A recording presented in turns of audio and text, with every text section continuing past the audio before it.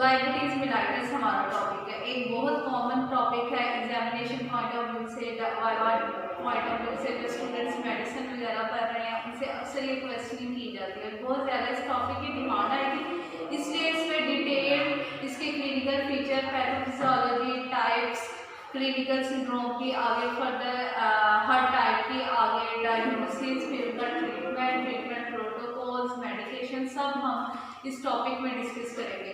सबसे पहले हम देखते हैं कि डायबिटीज है क्या चीज। डायबिटीज जो है ये एक क्लिनिकल सिंड्रोम है, जिस क्लिनिकल डायबिटीज जो है ये हमारे पास एक क्लिनिकल सिंड्रोम है जो कंपोजिशन है, मतलब जो मिलके बना हुआ है, बहुत ज्यादा इसमें डिफरेंट वेरिएशन आ रही हैं डिफरेंट सिम्टम पे, पर जो सबसे इम्पोर्टेंट इसमें सिम्टम है वो है हाइपरग्लाइसीमिया। मतलब इसमें ब्लड के अंदर ग्लूकोज का लेवल जो होता है वो बहुत ज्यादा हाई होता है, नॉर्मल जो ग्लूकोज की वैल्यू है उससे हाई होती है। ये अब आप आगे देखेंगे कि फास्टिंग ब्लड ग्लूकोज लेवल क्या होता है और वैसे रेगुलर ब्लड ग्लूकोज लेवल क्या होता है। आगे अगर हम देखा जाए क्लिनिकल सिंड्रोम है, ये भी मैंने बता दिया, ये भी बता दिया कि हाइपरग्लाइसीमिया है। डिजीज में जो सबसे इम्पोर्टेंट चीज़ है वो है इसकी टाइप्स। डायबिटीज को अगर हम कॉजेज के लिहाज से देखें इसकी टाइप्स, तो इसमें दो चीज़ें आती होती हैं, एक प्राइमरी कॉजेज और दूसरा हमारे पास आ रही होती है सेकेंडरी कॉजेज। प्राइमरी कॉजेज ऐसे कॉज जो खुद जो डायबिटीज एक डिजीज है ना, वो जो है प्रॉपरली इसको लेके चल रही है, मतलब ये सेकेंडरी तौर पे किसी डिजीज का कॉन्सिक्वेंस नहीं है, ये डायरेक्ट डायबिटीज ही हमारे पास आएगी। इसमें हमारे पास दो तरह की डायबिटीज आ रही है, एक टाइप 1 डायबिटीज जिसको टाइप 1 और एक टाइप 2। जो टाइप 1 डायबिटीज है इसको इंसुलिन डिपेंडेंट डायबिटीज मेलाइटिस भी कहते हैं और इसको non insulin dependent diabetes mellitus कहते हैं टाइप 2। आगे अगर हम सेकेंडरी को देखें तो सेकेंडरी जो होती है वो हमारे पास कॉन्सिक्वेंस आ रहा है किसी भी डिजीज का। अब वो डिजीज डिफरेंट हो सकती है, कोई एंडोक्राइन डिसऑर्डर हो सकता है, जैसे हमारे पास कुशिंग डिजीज हो गई, एक्रोमेगाली हो गई, इस तरह का। इसके अलावा किसी वायरल इन्फेक्शन है उसका कॉन्सिक्वेंस हो सकता है, endocrine disorder, viral infection, drug induce हो सकती है। वायरल इन्फेक्शन में जो हमारे पास कोवलास वायरस है उसका इफेक्ट आ सकता है। इसके अलावा ड्रग इंड्यूस में जैसे हम थायराइड यूज कर रहे हैं या फेंटाइनिल का यूज हो तो उसके इफेक्ट में आ रही है। फिर हमारे पास आ रही होती है गेस्टेशनल डायबिटीज। गेस्टेशनल डायबिटीज बहुत ज़्यादा इन है, इसमें ये हम देखें तो प्रेगनेंसी के दौरान जो वुमेन होती है उनमें अक्सर आ जाता है और ये भी आगे डिपेंडेंट होता है कि प्रेगनेंसी के बाद उनमें ये डायबिटीज़ खत्म होगी कि नहीं। ये हमारे पास प्रोमिनेंट कॉजेज है डायबिटीज़ मेलाइटिस के। अब हम पहले प्राइमरी की तरफ आते हैं। प्राइमरी में हमारे पास मैं पहले बता चुकी हूँ दो आते हैं, एक टाइप 1 है और एक टाइप 2 है।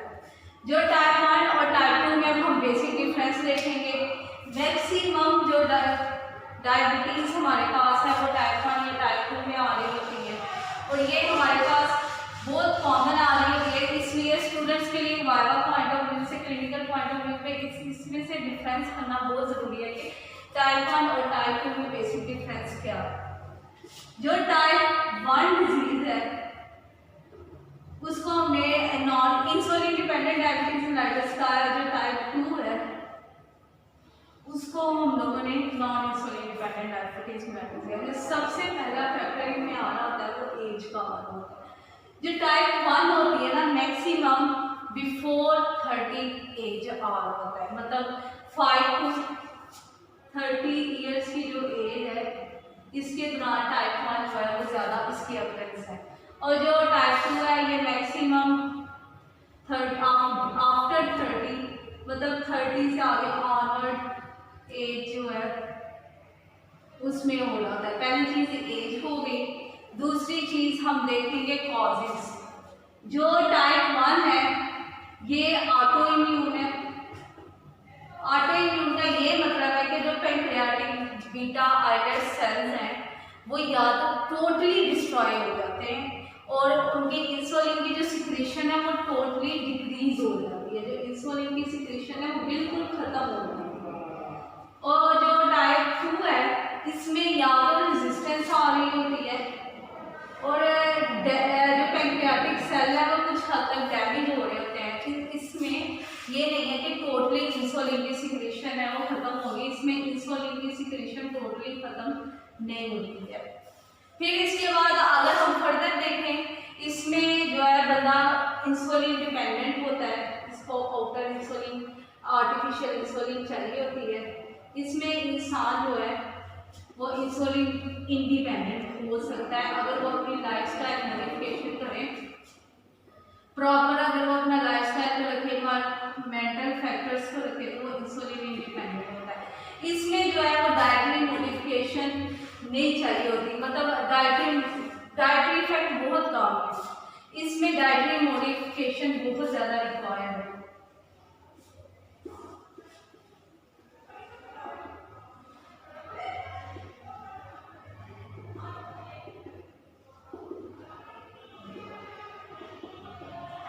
अभी इसका ये मतलब नहीं है कि जो टाइप 1 है वो बस 5 से 30 इयर्स के दौरान होगी और जो टाइप 2 है वो 30 से बाद होगी।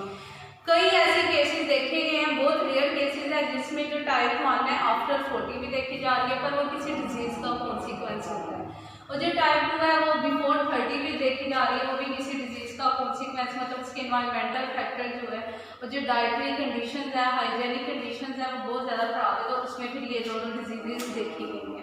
आगे हमारे पास एक और डिजीज आ रही है जिसको हम आम जुबान में मूडी भी कहते हैं, मेच्योरिटी ऑनसेट डायबिटीज, ये ऑफ यंग। इसका पूरा नाम क्या है? Maturity onset diabetes of young. ये जो है ये यंग एज में आ रही होती है और ये भी किसी डिजीज का कॉन्सिक्वेंस होता है, पर इसकी परसेंटेज जो होती है वो 5% तक होती है।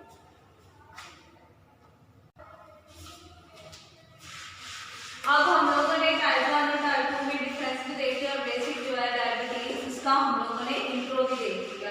अब इसके बाद फर्दर अब हम इनके इटियोलॉजिकल फैक्टर्स पे जाएंगे और हम जो इनके इटियोलॉजिकल टाइप 1 और टाइप 2 इन दोनों के जो इटियोलॉजिकल फैक्टर्स हैं इनको हम डिफरेंट तरीके से डिस्कस करेंगे। सबसे पहले हम टाइप 1 जो डायबिटीज है, टाइप 1 डायबिटीज को ITDND हम लिखेंगे।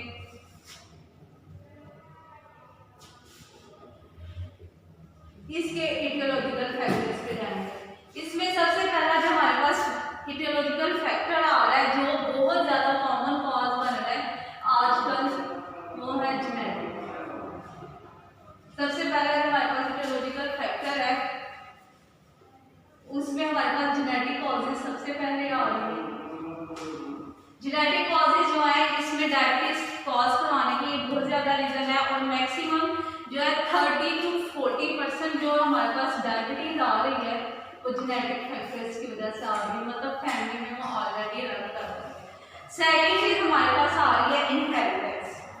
इनहेरिटेंस का ये है कि कोई आइडेंटिकल ट्विन्स हैं उनमें ये डिजीज बहुत ज्यादा होगी। इसके अलावा अगर जो फादर है वो ऑलरेडी डायबिटिक पेशेंट है तो उसके जो आगे जनरेशन है उसकी जो आगे फर्दर उसकी औलाद है उसमें डायबिटीज का चांस बहुत ज्यादा होगा। फिर हमारे पास आता है वायरल इन्फेक्शन, जो पहले मैं बता चुकी है जो कोक्साकी वायरस है वो बहुत ज्यादा डायबिटीज का कॉज कर रहा होता है। फिर हमारे पास आता है ड्रग अब्यूज, जितने भी ये थायराइड फेंटाइनिल ड्रग्स है ये सब हमारे पास जो है वो करवा रही होती है। फिर इसके बाद पैंक्रियाटिक पैथोलॉजी, ये थोड़ी सी चीज है जो समझने वाली है। पैंक्रियाटिक पैथोलॉजी में जो क्या होता है कि जो हमारे पास इंसुलिनाइटिस इन्फिल्ट्रेशन जो होते हैं, इंसुलिन इन्फिल्ट्रेशन जो है वो हमारे पास पाए जाते हैं इसमें, और वो वाले जो इन्फिल्ट्रेशंस है वो मोनोक्लोनल ऑटोइम्यून एंटीबॉडी एंटीबॉडीज हैं जो पैंक्रियाज के अंदर पाई जाती हैं और ये बहुत पहले शो हो जाती हैं डायबिटीज़ के। हमारे पास डायग्नोसिस प्रॉपर डायबिटीज़ का आने से पहले ये शो हो जाती है। अगर तो ये हमें पता लगता है कि ये ब्लड में पाई जा रही है तो हम उनकी बेस पे अगर हम ट्रीटमेंट कर लें तो हम डायबिटीज़ की अक्रेंस जो है वो रोक सकते हैं। फिर इसके बाद हमारे पास जो आगे चीज़ आ रही होती है वो हमारे पास इम्यूनोलॉजिकल डिफेक्ट्स आ रहे होते हैं। जो इम्यूनोलॉजिकल डिफेक्ट्स में हमारे पास जीन्स आ रही होती हैं HDR3, HDR4, ये जो जीन्स हैं इनकी वजह से इनकी HLD-R3, HLD-R4, ये जो हमारे पास जीन्स हैं इनकी डेफिशिएंसी की वजह से या इनमें डिफेक्ट की वजह से हमारे पास जो है बैक्टीरिया ये डायबिटिक टाइप में आ रही होती है HLD-R3 और HLD-R4। ये जो जीन्स है इनके डिफेक्ट की वजह से हमारे पास टाइप 1 डायबिटीज आ रही होती है।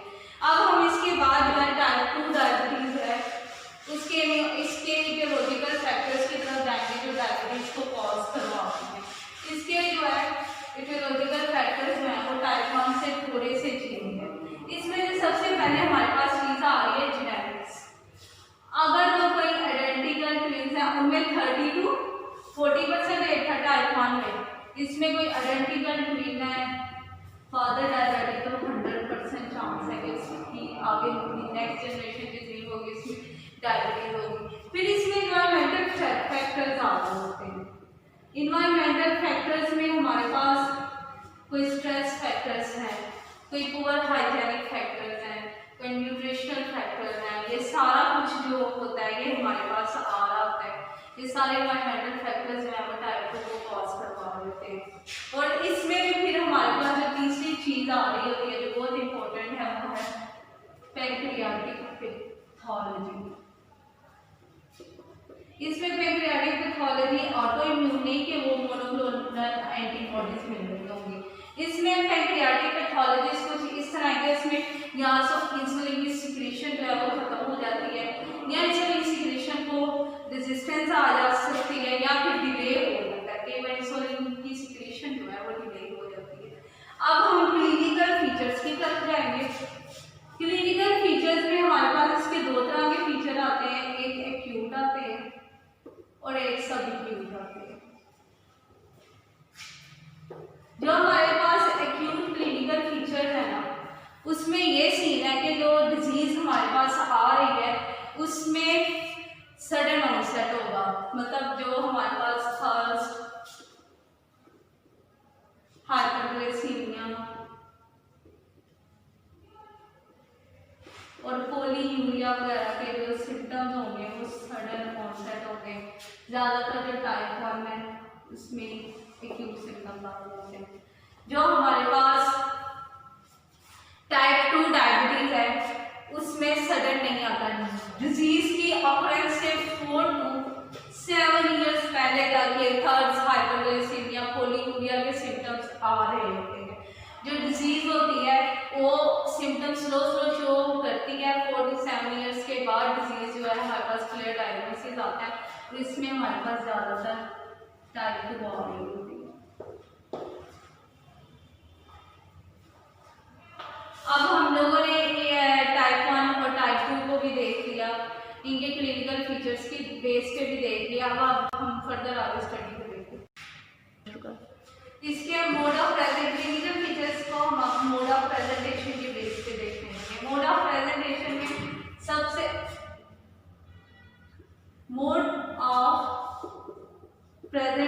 में सबसे पहले हमारे पास आएगा जो कॉमन साइनल सिम्टम जो होते हैं।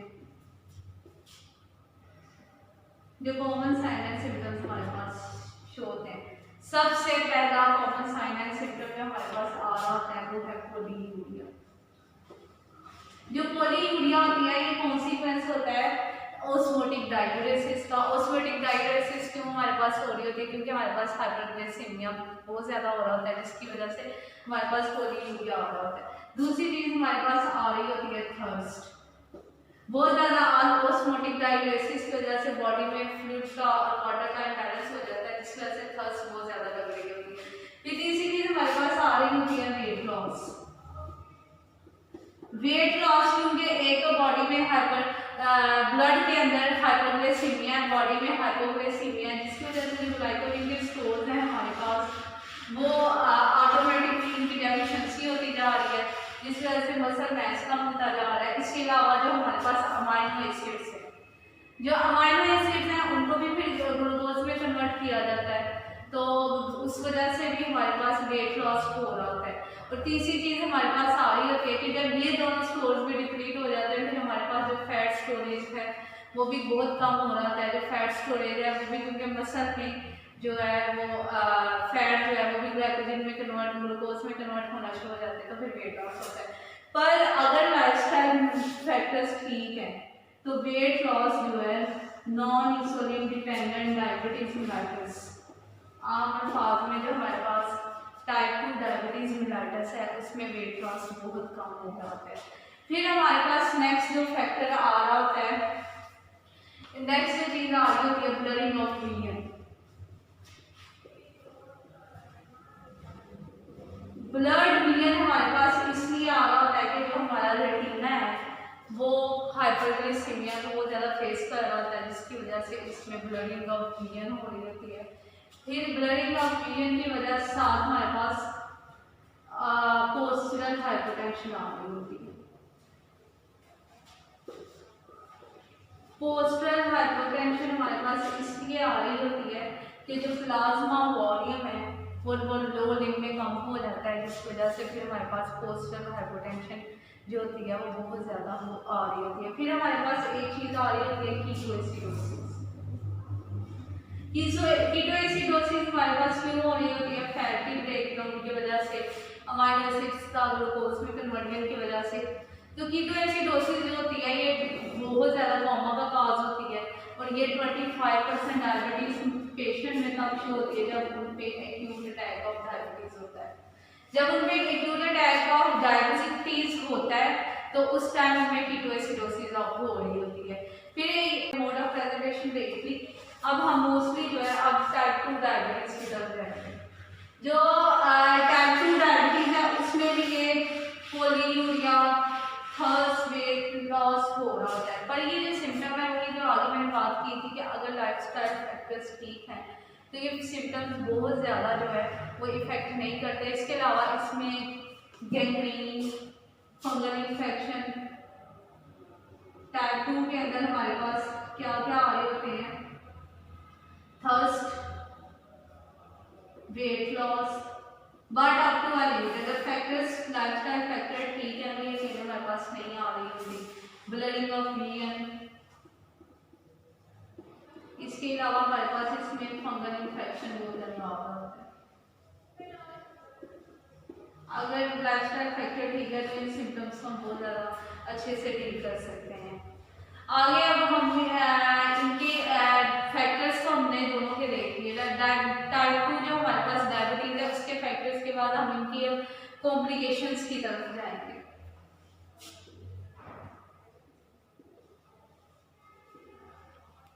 डायबिटीज में जो कॉम्प्लिकेशंस है ना वो भी इन्हीं फैक्टर्स पे डिपेंड कर रही होती है कि मैक्सिमम टाइप 2 के अंदर कि ये डिजीज जो है उसको हम कैसे लेके चल रहे हैं। लाइफस्टाइल फैक्टर ठीक है, हाइजीनिक ठीक है तो कॉम्प्लिकेशंस कम होंगी।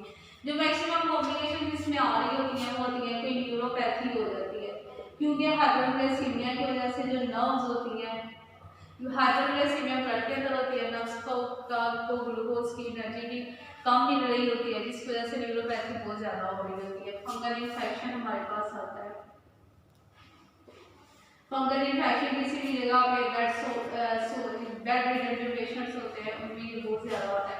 इसके अलावा रेटिनोपैथी, रेटिना जो है बहुत ज़्यादा हाइपरग्लाइसीमिया को फेस कर रहा होता है, इस वजह से कोई गैंग्रीन हो जाती है। गैंग्रीन जो है डायबिटिक फुट, गैंग्रीन के लिए बहुत ज़्यादा जो डायबिटिक पेशेंट के लिए टर्म यूज़ की जाती है वो डायबिटिक फुट की जाती है, क्योंकि इन पेशेंट्स में न्यूरोपैथी भी डेवलप हो गई होती है, प्लाज्मा वॉल्यूम भी कम हो गया होता है लो दिन में, फिर इनकी सेंसिटिविटी कम हो जाती है। और जब इनकी सेंसिटिविटी कम हो जाती है तो फिर उस दौरान इनमें डायबिटिक फुट डेवलप होता है, गैंग्रीन हो जाती है।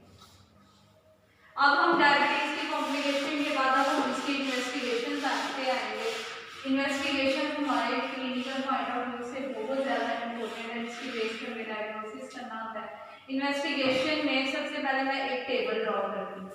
ये टेबल जो है स्टूडेंट्स को वैसे भी लर्न बाय हार्ट होना चाहिए। इस टेबल की बेस पे वो इजीली डायबिटिक सिंड्रोम को, टाइप 1 टाइप 2 कौन सी भी डायबिटीज है उसको इजीली जो है डायग्नोस कर सकते हैं।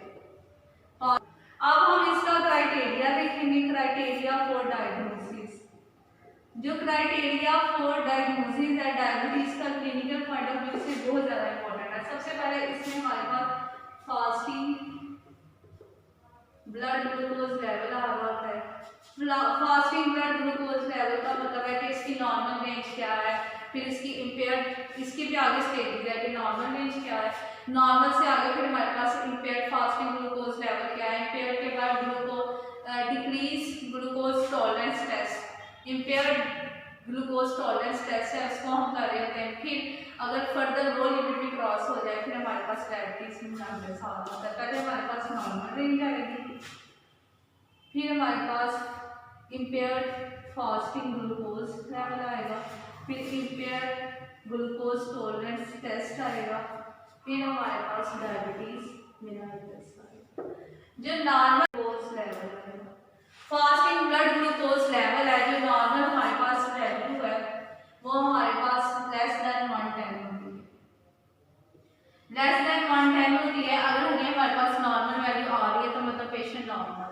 जो इम्पेयर्ड फास्टिंग ग्लूकोज लेवल की वैल्यू होती है, मतलब डायबिटीज नहीं होती पर इम्पेयर्ड वैल्यू होना स्टार्ट हो गई है, वो मोर देन 110 होती है, वो मोर देन 110 होती है पर लेस देन 126 होती है। जो इम्पेयर्ड ग्लूकोज टॉलरेंस टेस्ट है उसमें भी वो भी मोर देन 110 होती है पर लेस देन 126। और अगर तो पेशेंट का जो फास्टिंग ब्लड ग्लूकोज लेवल है वो मोर देन 126 है मिलीग्राम पर डेसिलिटर, तो फिर वो हमारे पास डायबिटीज मेलाइटिस होता है। हमारे पास आ रही होती है, ये मतलब एक बंदा है उसने 2 आवर्स पहले ग्लूकोज का इनटेक किया, 2 आवर्स ग्लूकोज पहले ब्लड ग्लूकोज 2 आवर्स पहले ग्लूकोज का इनटेक किया तो उसका हम 2 आवर्स बाद ब्लड ग्लूकोज लेवल देखेंगे। इसमें हमारे पास जो सबसे वैल्यू आ रही होती है कि अगर तो नॉर्मल रेंज में देखें तो अगर तो उस बंदे का blood glucose level less than 140 है तो वो नॉर्मल है। और इम्पेयर्ड फास्टिंग ग्लूकोज लेवल में भी यही वैल्यूज आ रही होती है। और अगर हम इम्पेयर्ड ग्लूकोज टॉलरेंस टेस्ट में देते हैं तो उसका मोर देन 140 होता है ब्लड ग्लूकोज लेवल पर लेस देन हमारे पास 200 लेवल होता है। और डायबिटीज मेलाइटिस हम तब उसकी कंसीडर करते हैं अगर उसका ब्लड ग्लूकोज लेवल जो होता है मोर देन 200 होता है। फिर तीसरी हमारे पास जो चीज आ रही होती है वो रैंडम ब्लड ग्लूकोज लेवल आ रहा होता है। जो रैंडम ब्लड ग्लूकोज जो लेवल है इसमें जो होती है इसमें हमने ये चीज भी देखनी होती है कि नॉर्मल क्या है। इसमें जब हम लेते हैं अगर पेशेंट का जो 2 आवर्स का ग्लूकोज लेवल है रैंडमली जो पेशेंट का ग्लूकोज लेवल है अगर वो मोर देन 200 है तो उसको हम डायबिटीज कंसीडर कर सकते हैं। इसकी इन्वेस्टिगेशन में हमने ये 3 चीजें देख ली, ये तो टेबल के फॉर्म देख लेंगे। आगे फर्दर हमारे पास आ रहा है ग्लाइकोसाइलेटेड हीमोग्लोबिन। ग्लाइकोसाइलेटेड इसका ये मतलब है कि हमने जो नेक्स्ट आगे फर्दर 4 to 8 to 12 डेज हैं, 8 to 12 वीक्स के अंदर हम लोगों ने ग्लाइकोसाइलेटेड हीमोग्लोबिन की वैल्यू देखनी होती है। और इसकी जो नॉर्मल वैल्यू की रेंज है वो 4 to 6% है, पर अगर 4 to 6% से अपर वैल्यू से मतलब 6 से ये 2% भी ज्यादा है तो वो पेशेंट जो होता है वो डायबिटिक होता है। पर ये हमारे पास जो है ये एग्जैक्ट क्राइटेरिया नहीं है, ये भी कंट्रोवर्शियल क्राइटेरिया है हमारे पास डायबिटीज से, क्योंकि और भी फर्दर डिजीजेज है जिसमें ग्लाइकोसाइलेटेड हीमोग्लोबिन की वैल्यू में वेरिएशन आती है। फिर हमारे पास एक चीज आ रही है सीरम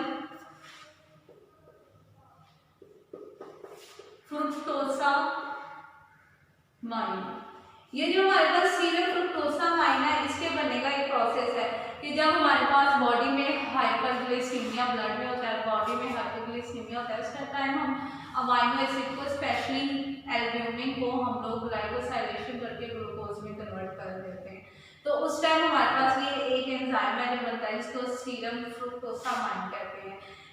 तो ये एक्सेसिव कन्वर्जन की वजह से ये इससे एंजाइम का लेवल रेज कर जाता है। तो इस दौरान हम लोग जो होते हैं ना, इसकी नॉर्मल जो सीरम फ्रुक्टोसामाइन की रेंज है वो 1.5 टू 2.4 मिलीमोलर ऑस्मोल है। और जो नॉर्मल हमारे पास एल्ब्यूमिन का लेवल है वो 5 mg पर डेसीलीटर होता है।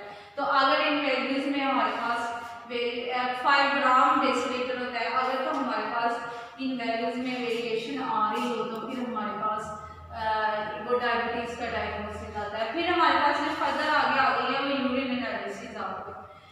अगर तो यूरिन में ग्लूकोज का लेवल हाई है तो वो भी फिर हमारे पास डायबिटीज में आ जाता है। जो नॉर्मल यूरिन एनालिसिस में ग्लूकोज का जब लेवल हाई होता है तो उस टर्म को हम यूज करते हैं ग्लाइकोसोलीन। फिर आगे फर्दर हमारे पास अदर डायग्नोसिस हैं, जो छोटे छोटे डायग्नोसिस है जिसमें हमने प्लाज्मा का एनालिसिस करना होता है। हम लोगों ने प्रोटीन यूरिया को, ब्लड काउंट को, ब्लड फ्लो को, इलेक्ट्रोलाइट का, यूरिया का, क्रिएटिनाइन लेवल चेक करना होता है। तो इनकी बेसिस पे फिर हम डायबिटीज को